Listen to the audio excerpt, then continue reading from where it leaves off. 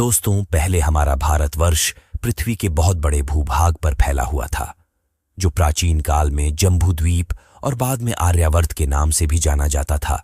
समय बीतने के साथ साथ भारतवर्ष अलग अलग हिस्सों में बिखरता गया। कई देश इससे अलग होते गए। पिछले 2500 वर्षों की बात करें तो हमारे देश से अलग होने वाले देशों की संख्या करीबन 24 से अधिक हो चुकी है। आज जिसे हम भारत कहते हैं, असल में वह हिंदुस्तान है। दरअसल भारत की आजादी के साथ अलग होने वाला पाकिस्तान अखंड भारत का 24वां विभाजन था। हालांकि आप में से अधिकांश लोग पाकिस्तान और बांग्लादेश के विभाजन का इतिहास तो जानते हैं, मगर इससे पहले हुए विभाजन के बारे में आप शायद ही जानते होंगे, क्योंकि आमतौर पर बाकी देशों के विभाजन की चर्चा होती भी नहीं है। तो दोस्तों, क्या आप भी मेरी तरह अखंड भारत के बारे में जानना चाहते हो?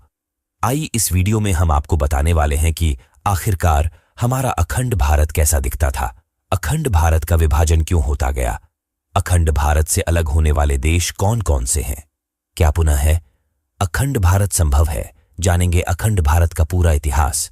आप देख रहे हैं royal TV India YouTube channel. आज का वीडियो बड़ा ही लाजवाब होने वाला है। यदि आप हमारे चैनल पर नए हैं तो चैनल को सब्सक्राइब करके बेल आइकन की घंटी जरूर दबाएं, ताकि हमारा लेटेस्ट वीडियो आप तक पहले पहुंच पाए। दोस्तों, हजारों वर्षों पूर्व हमारी धरती 7 महाद्वीपों में बंटी हुई थी, जिनमें से एक द्वीप था जम्बू द्वीप, जहां पर हिंदुओं का शासन था। फिर यह घटकर भारतवर्ष तक सीमित रह गया। कहते हैं कि उसके बाद आर्यावर्त, और अब जिससे भारत कहते हैं, वह भी लगातार धर्मांतरण और युद्ध के चलते अब घटकर सिर्फ हिंदुस्तान बच गया है। दरअसल जिससे आज हम हिंदुस्तान कहते हैं, वह भारतवर्ष का केवल टुकड़ा मात्र है। जिससे आर्यावर्त के नाम से जाना जाता था, वह भी भारतवर्ष का एक टुकड़ा मात्र था, और जिसे भारतवर्ष कहते हैं, वह भी जम्बूद्वीप का एक हिस्सा मात्र था। क्योंकि जम्बूद्वीप धीरे धीरे विचारधाराओं के टकराव के चलते कई हिस्सों में बैठता गया।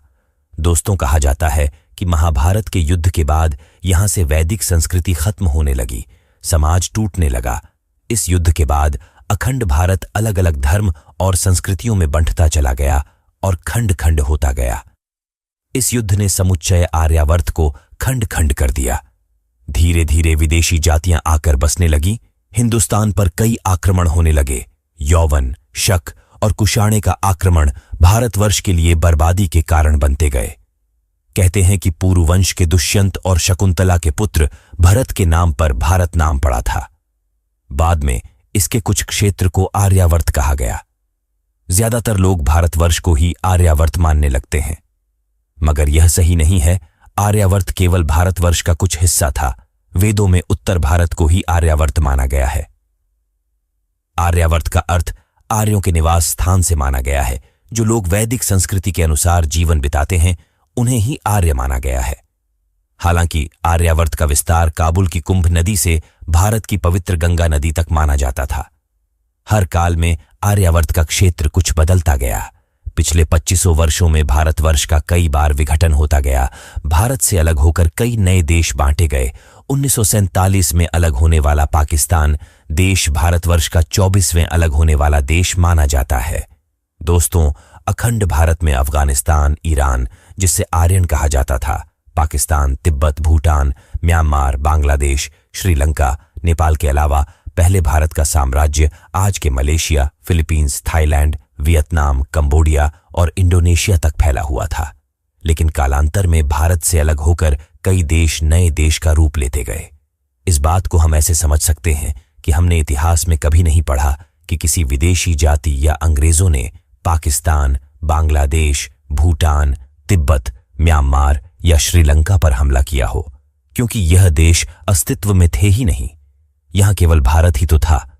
दोस्तों, 1875 तक अफगानिस्तान, पाकिस्तान, तिब्बत, भूटान, म्यांमार, बांग्लादेश, ब्रह्मदेश, श्रीलंका भारत के ही भाग थे। मगर आप जानते हैं कि 1857 की क्रांति के दौरान अंग्रेजों की नींव हिल गई थी। अब उनको लगा कि इतने बड़े भारत का एक जगह से शासन करना मुश्किल है। इसके बाद फूट डालो और राज करो की नीति अपनाई गई, जिसके तहत भारतवर्ष को कई छोटे छोटे हिस्सों में बांट दिया जाता है। दोस्तों, महाभारत के अनुसार पूर्व में भारतवर्ष में 16 जनपद हुआ करते थे। इसके अलावा पाली साहित्य के प्राचीनतम ग्रंथ अंकुत्तर निकाय में भगवान बुद्ध के जन्म से पहले 16 जनपदों के नाम का उल्लेख मिलता है, जो कर्म से मगध, कोसल, अंग, काशी, गांधार, वत्स, अवंती, शूरसेन, चेदी और मत्स्य, कुरु, पांचाल, कंबोज आदि। कहा जाता है कि राजा विक्रमादित्य और कंबोज जनपद के सम्राट अशोक के समय भारत अपनी बुलंदियों पर था। दरअसल भारत की स्थापना वैदिक काल में हुई थी, तब यह हिमालय से लेकर दक्षिणी सागर तक फैला हुआ था। उस दौरान Afghanistan, Pakistan, Iran, Nepal, Bhutan, Tibet, Myanmar, Bangladesh, Cambodia, Malaysia, Thailand और इंडोनेशिया अखंड भारत का ही हिस्सा हुआ करता था। हालांकि गुप्त वंश के बाद अखंड भारत विभाजित होता चला गया। गुप्त वंश के खत्म होने के बाद Iran, Thailand, Cambodia, Indonesia, Malaysia और तिब्बत भारत से अलग हो गए। इन देशों के अलग होने के बाद केवल श्रीलंका, नेपाल, भूटान, म्यांमार, अफगानिस्तान और पाकिस्तान ही अखंड भारत का हिस्सा थे। प्राचीन भारत का क्षेत्रफल विभिन्न समयों में बदलता रहा है, लेकिन आमतौर पर इसे अखंड भारत कहा जाता है, जिसका क्षेत्रफल लगभग 3 करोड़ 3 लाख वर्ग किलोमीटर था। मगर कालांतर में ईरान, थाईलैंड, कंबोडिया, मलेशिया, चीन का कुछ हिस्सा अलग होने के बाद 18वीं शताब्दी के अंत में भारत का क्षेत्रफल 83 लाख वर्ग किलोमीटर था, जो कि आज हमारे पड़ोसी देश पाकिस्तान, बांग्लादेश, भूटान, श्रीलंका, तिब्बत, म्यांमार के अलग होने पर आज हमारे देश का क्षेत्रफल लगभग 33 लाख किलोमीटर रह गया है, जबकि हमारे पड़ोसी देश का कुल क्षेत्रफल 50 लाख वर्ग किलोमीटर के आसपास है। यदि दोनों को मिला दिया जाए तो आज भी यह क्षेत्रफल 83 लाख वर्ग किलोमीटर के आसपास होता। आइए दोस्तों, अब हम जान लेते हैं कि आखिरकार हमारा अखंड भारत कैसे और कब खंडित होता गया। साथ ही यह भी जानेंगे कि कौन सा देश कब भारत से अलग होकर नया देश बन गया। दोस्तों, वैसे तो भारत से अलग होने वाले देशों की संख्या 24 से भी अधिक है, लेकिन आज हम इस वीडियो में उन 15 देशों के विघटन की चर्चा करेंगे जो सभी आज स्वतंत्र देश के रूप में कायम है। इनमें से कई देशों के रिश्ते भारत के साथ ठीक भी है, वहीं कुछ देशों के रिश्ते खराब भी है। आइए जानते हैं कब कौन सा देश भारत से पृथक होकर नया देश बन गया था।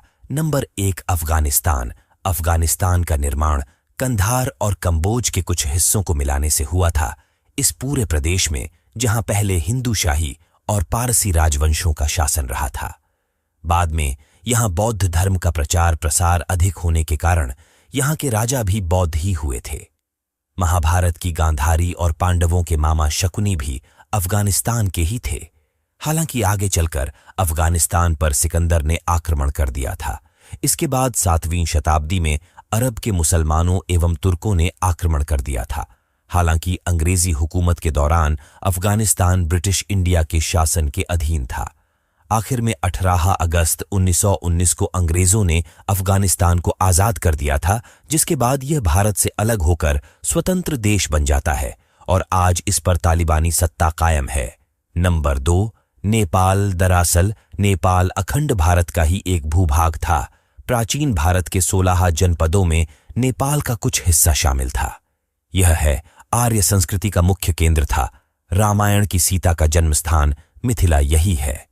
इसके अलावा भगवान बुद्ध का जन्मस्थल लुम्बिनी भी यही मौजूद है। नेपाल को पहले देवघर के नाम से जाना जाता था। दोस्तों, यहां साल 1560 के आसपास हिंदू शाही आर्यों का राज्य हुआ करता था। 4वीं शताब्दी में यहां बौद्ध धर्म का आधिपत्य हो गया था। इसके बाद 7वीं शताब्दी में नेपाल पर तिब्बत का आधिपत्य हो गया था। आगे चलकर नेपाल में गोरखाहू का बोलबाला हो गया था।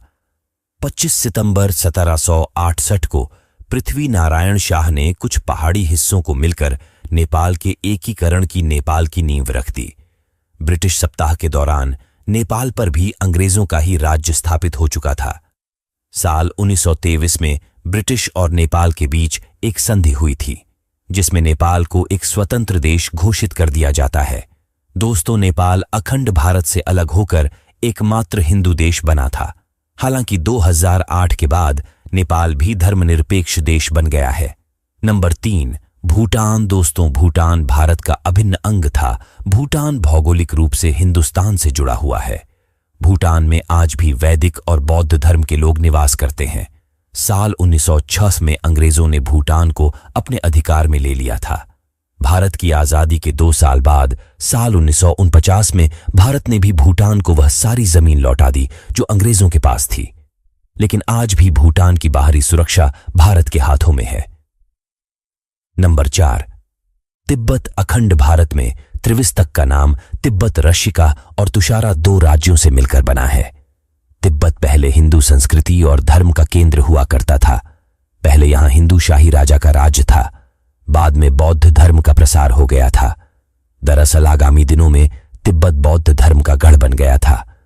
साल 1960 में ब्रिटिश इंडिया और चीन के बीच एक समझौता होता है जिसमें तिब्बत के 2 भाग कर दिए जाते हैं। भारत की सीमा से सट्टा तिब्बत का दक्षिणी शिक्षा जो लामा को दिया गया था, जिसको भी साल 1954 में नेहरू जी द्वारा चीन को दे दिया गया। वर्तमान में पूरे तिब्बत पर चीन का अधिकार है। नंबर 5, ईरान अखंड भारत का भूभाग ईरान तक फैला हुआ था। ईरान का पहले नाम आर्यन हुआ करता था। कहा जाता है कि भारत के आर्य वहां जाकर बस गए थे।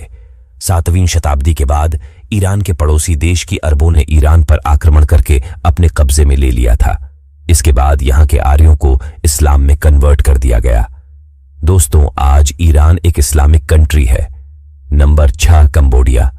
दोस्तों, कंबोडिया अखंड भारत का ही भूभाग था।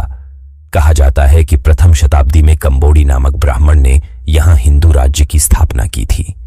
आपको यह जानकर हैरानी होगी कि आज भी विश्व का सबसे बड़ा हिंदू मंदिर कंबोडिया में ही है, जिसका फोटो वहां के राष्ट्रीय ध्वज पर लगी हुई है। यह देश हिंदू संस्कृति का सबसे बड़ा केंद्र था। भगवान विष्णु के इस विशाल मंदिर को देखकर अखंड भारत के बारे में हमें गर्व होता है। दरअसल आगे चलकर कंबोडी ब्राह्मण के नाम से ही कंबोडिया नाम हो गया था। Number 7, Indonesia. दोस्तों, इंडोनेशिया किसी जमाने में भारत का ही हिस्सा हुआ करता था। यहां पहले हिंदू शाही राज था जिसमें बड़ी संख्या में हिंदू लोग रहते थे, मगर आगे चलकर मुस्लिम आक्रमणकारियों के कारण यहां मुस्लिम आबादी को बढ़ावा दिया गया। हालांकि आज भी यहां एक राम मंदिर मौजूद है जिसमें मुस्लिमों द्वारा पूजा की जाती है। इंडोनेशिया विश्व का सबसे ज्यादा मुस्लिम आबादी वाला देश है। Number 8, Myanmar. दोस्तों, म्यांमार का नाम पहले बर्मा हुआ करता था। जब अंग्रेजों ने भारत में दस्तक दी थी तब उन्होंने म्यांमार पर भी अपना अधिकार कर लिया था। यहां अंग्रेजों ने कई वर्षों तक शासन किया। अंत में 4 जनवरी 1948 को म्यांमार को आजाद करके स्वतंत्र देश बना दिया गया। Number 9, Malaysia. दोस्तों, मलेशिया आर्यावर्त का ही भाग था। यहां पर हिंदुओं की बड़ी आबादी निवास करती थी। बाद में यहां पर बौद्ध धर्म के अनुयायी बसने शुरू हो गए थे, लेकिन मलेशिया भी दूसरे देशों के भांति विदेशी आक्रमणकारियों की मार से बच नहीं पाया था। बाद में यहां पर भी मुस्लिम आबादी बढ़ने लगी और ये एक स्वतंत्र देश बन गया था। Number 10, Philippines. दोस्तों, पूर्वी एशिया का एक छोटा सा देश है जो कि पहले अखंड भारत का ही हिस्सा हुआ करता था। यह देश भी मुस्लिम आक्रांता उनसे बच नहीं पाया था, मगर आज भी यहां पर काफी हिंदू आबादी निवास करती है। 4 जुलाई 1946 को यह एक स्वतंत्र देश बन गया था। यह आज भले ही मुस्लिम देश है, लेकिन यहां सभी धर्मों के लोग निवास करते हैं। यह सितंबर 1963 में अंग्रेजों से आजाद होकर स्वतंत्र देश बन गया।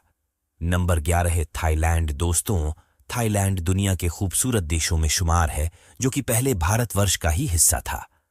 भारतीय इतिहास में थाईलैंड का नाम श्याम देश बताया जाता है। यहां बड़ी संख्या में हिंदू आबादी निवास करती थी, लेकिन समय के साथ यहां बौद्ध धर्म के प्रचार की वजह से हिंदू आबादी कम हो गई। बाद में यह अलग होकर नया देश बन गया। नंबर 12, श्रीलंका। दोस्तों, श्रीलंका भारत के दक्षिण में केवल 37 किलोमीटर दूर स्थित है। श्रीलंका का वर्णन हमारे ग्रंथ रामायण में भी देखने को मिलता है, क्योंकि रावण इसी देश का निवासी था जिसको राम ने हराया था। अंग्रेजी सत्ता के दौरान यह भारत का ही हिस्सा था। अंत में 4 फरवरी 1948 को यह एक अलग देश बन जाता है। Number 13, Vietnam. दोस्तों, यह एक ऐसा देश है जहां पर अभी भी बड़ी संख्या में हिंदू रहते हैं। जब यह भारतवर्ष का हिस्सा था तब इसका नाम चंपा था। बाद में यहां बौद्ध धर्म के प्रचार के कारण ज्यादातर लोगों ने इस धर्म को अपना लिया। 1945 में यह फ्रांस से आजाद होकर अलग देश बन जाता है। नंबर 14 बांग्लादेश। रुस्तम बांग्लादेश भारत की आजादी तक भारत का ही हिस्सा था। आजादी के समय यह पूर्वी पाकिस्तान बन गया था। यहां पर मुस्लिम आबादी का बाहुल्य था। 1971 में यह पश्चिमी पाकिस्तान से अलग होकर स्वतंत्र देश बन गया था। नंबर 15 पाकिस्तान। पाकिस्तान भारत का एक ऐसा पड़ोसी है जो हमेशा भारत के साथ जिसका संघर्ष चलता रहता है। आजादी के बाद लगातार 3 बार भारत से इसका युद्ध हुआ है, लेकिन तीनों बार भारत से मात खाई है, जिसके साथ कश्मीर को लेकर विवाद चल रहा है जो 1947 में भारत से अलग हो गया था। इस प्रकार एक के बाद एक करके ये 15 देश भारत से अलग होते गए। दरअसल आज का भारत भी आजादी के समय अंग्रेजों द्वारा 500 पेंट्स रियासतों में विभाजित कर दिया था, जिसको सरदार पटेल ने अपनी सूझबूझ से भारत में मिलाकर बड़ा काम किया था। यदि हमारा भारत आज खंडित नहीं हुआ होता तो विश्व में सबसे बड़ा देश होता। फिर भी आज हम किसी से कम नहीं हैं। दोस्तों, कैसी लगी अखंड भारत की कहानी? आप इसके बारे में क्या सोचते हैं? कमेंट बॉक्स में कमेंट करके जरूर बताइए। यदि हमारा वीडियो पसंद आता है तो चैनल को लाइक, शेयर और सब्सक्राइब अवश्य कीजिए। मिलते हैं ऐसे ही एक और इंटरेस्टिंग और नॉलेजेबल वीडियो के साथ। तब तक के लिए जय हिंद।